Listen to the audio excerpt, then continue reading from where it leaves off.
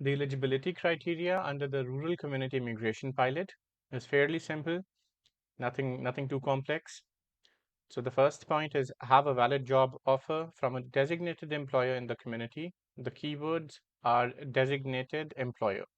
If you are working in a community that has been selected under this pilot program, you must ensure that your employer is a designated employer. Second point, you need to have at least 1 year of related work experience in the past 3 years. For example, if you received a job offer for the position of a manager, then your previous work experience or your past work experience should have some relation with the position that is currently being offered to you. Now, when we expand this further, it defines what counts as related work experience. So if your job offer is tier 0 or 1, then your previous work experience must be in tier 0, 1, 2, or 3 categories. If it was in a tier 4 or tier 5 occupation, then it will not be accepted. Similarly, for tier 2, it must be in a tier 1, 2, 3, or 4 category, tier 3 or 4, tier 5. So for tier 5, it says your work experience must be in the same 5-digit NOC code. And then there is an exception for healthcare workers. You can go through this. Now, there is also an exemption if you studied in the same community. For example, North Bay is one of the designated communities. Let's say if you obtained a post-secondary credential after graduating from a college or from an institution within that area, then you do not need to meet the work experience criteria. Moving on, then you need to prove your language abilities by taking an approved language test. Okay, we go through this page. Now, if your job offer is in a tier 0 or 1 occupation, then you need to get a minimum of CLB 6. For tier 2 or 3, it has to be CLB 5. For tier 4 or 5, it has to be CLB 4. Then the next point is that you need to have a Canadian educational credential or the foreign equivalent. If you have a foreign credential, then you need to get your credential assessed. Then you need to prove that you have enough money to support yourself, and it shows you how much you need based on the number of family members. So that's it for the eligibility criteria. Now, in addition to these conditions, you may be eligible for this program, but then it does not guarantee that you would still be nominated. Some communities have released scoring grids in which your profile would be assessed against factors like the number of years of work experience you have, the type of occupation that you're engaged in, and so on. For example, to get nominated by an employer in Pictou County in Nova Scotia, you need to get a minimum score of 50 on their scoring grid. We will come to that later, but you just need to make a note of this. We will now take a look at all the communities that have been designated or selected under this pilot, under the Rural Community Immigration Pilot. And then we will go through the websites of these communities one by one to look for additional information in regards to whether or not they have released a list of designated employers, what are the priority sectors, the priority occupations, whether they have released scoring grids, and so on. The first one is going to be Pictou County in Nova Scotia. So Nova Scotia has just one community, Ontario has 5 communities, Manitoba has 3 communities, Saskatchewan has 1 community, Alberta again has just 1 community, and then British Columbia has 3 communities that have been selected under the RCIP. Going to start with Pictou County. This is the landing page for the website. Now I have gone through it. They have not yet released the list of designated employers, but we're going to scroll down and take a look at what all information has been released or disclosed. So we scroll down, we can first take a look at the Pictou County Statistics Canada map, the geographical boundary. There it is. This is the geographical boundary. Next, we can review the list of priority sectors: business, finance, administration, health occupation, sales and services, trades, transport and equipment operators, manufacturing. So these are the 5 major priority sectors. Then priority occupations: accounting, technicians and bookkeepers, data scientists. So you can go through this entire list. I would strongly advise you to visit this page. So woodworking machine operators and so on. So those are the priority occupations. And we keep scrolling down and we would come across the recommendation scoring grids. Pictou County RCIP recommendation scoring grid.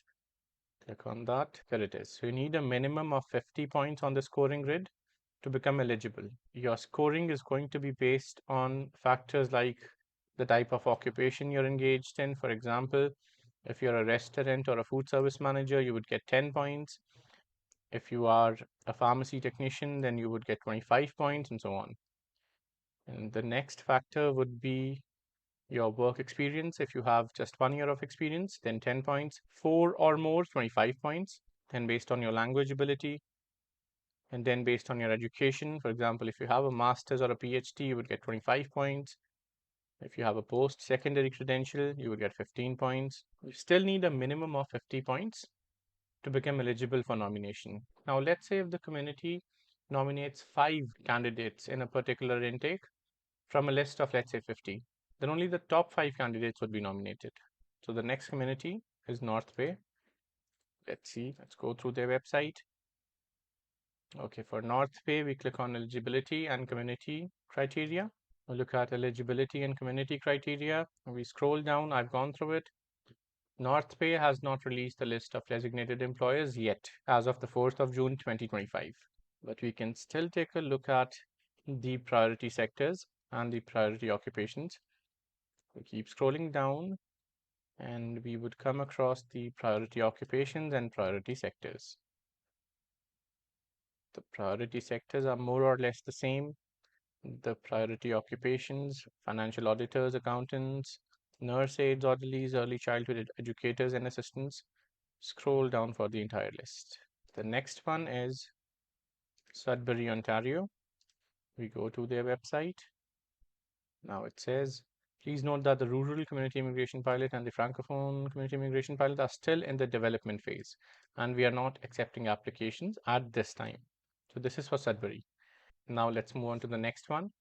Look at Timmins. Go to their website. Now for Timmins, first up is the boundary map.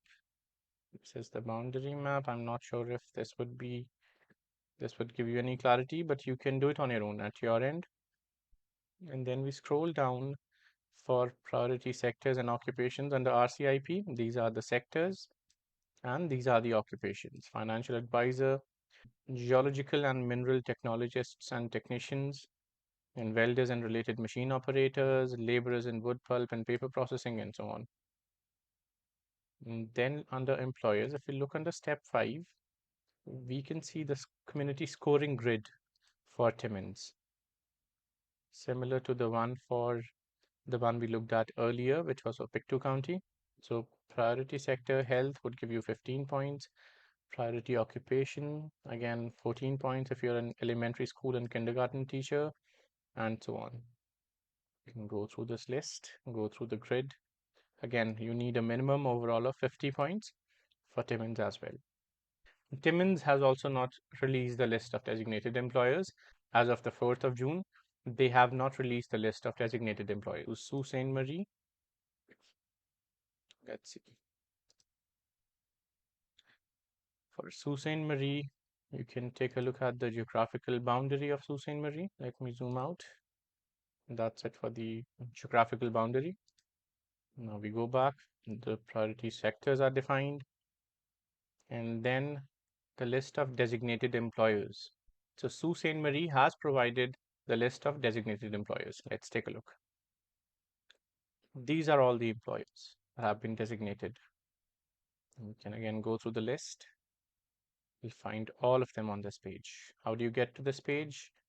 You choose the community, go to the website. Then from the home page, you scroll down, you click on designated employers, you'll be taken to, and you will be taken to the list of designated employers. You can take a look. The next one is Thunder Bay in Ontario. Let's take a look at their website. So this is the list for Thunder Bay. We're going to look under the RCIP. Click here to learn more. Scroll down. So it says view the list of designated employers. So they have released the list of designated employers. And also you can find the scoring grid for Thunder Bay. Click on this. And this is the scoring grid. 10 points for health sector jobs. Business finance admin would get you 7 points.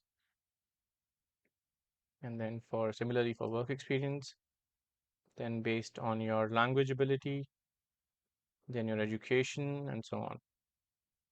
So that is the scoring grid for Thunder Bay. Okay, and these are the sectors. Now for the list of designated employers for Thunder Bay, click on this, and this is the entire list. Scroll through this list, you will find the business name and the address. Now moving on to the next one. Let's go to Steinbach in Manitoba. I click on that. Let's go to their website. We scroll down. We can see the geographical boundaries of this designated community, and they have issued a list of designated employers. We can find that by clicking here. We will come to it later. These are the intake periods. Scroll down, we can see the priority sectors and priority occupations. Now let's take a look at the list of designated employers for Steinbach. So these are the designated employers. How many are there? There are 9 designated employers in Steinbach, Manitoba. Altona, Rhineland in Manitoba again. Let's see. I have gone through it. They have not released the list of designated employers, but you can still review this page if you are interested in immigrating to this region, or if you're already in this region. You can go through this page. So you click on what are the current employment opportunities, you would see that there aren't any. There are no current opportunities available at this time. The next one is Brandon in Manitoba. Let's look at their website. This is some basic information. And then we click on immigration at the top, and then RCIP. So they have released the list of designated employers. Let's first take a look at the sector and market priorities list. So these are the priority occupations for Brandon in Manitoba. Now let's take a look at the list of designated employers for Brandon. Okay, so these are the designated employers as of the 4th of June.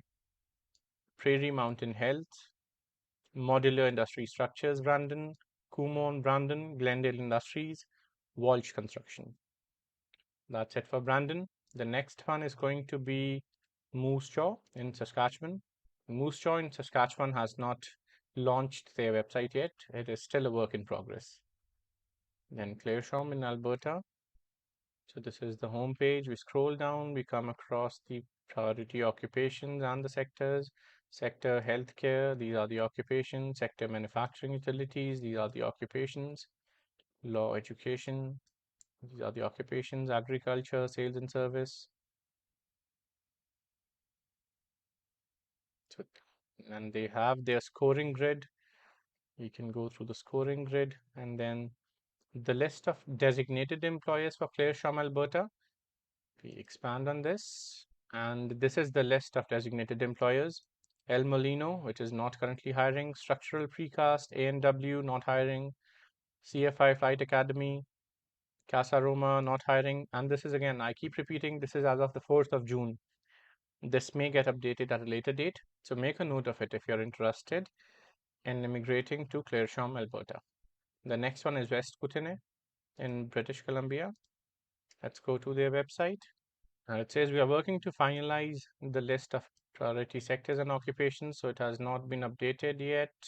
They have given general information about the RCIP page, but they have not yet released the list of designated employers. Go on to the next one, North Okanagan-Shuswap. And so this is the home page. You can scroll down for information. So, okay, at the top, it shows priority sectors and NOCs.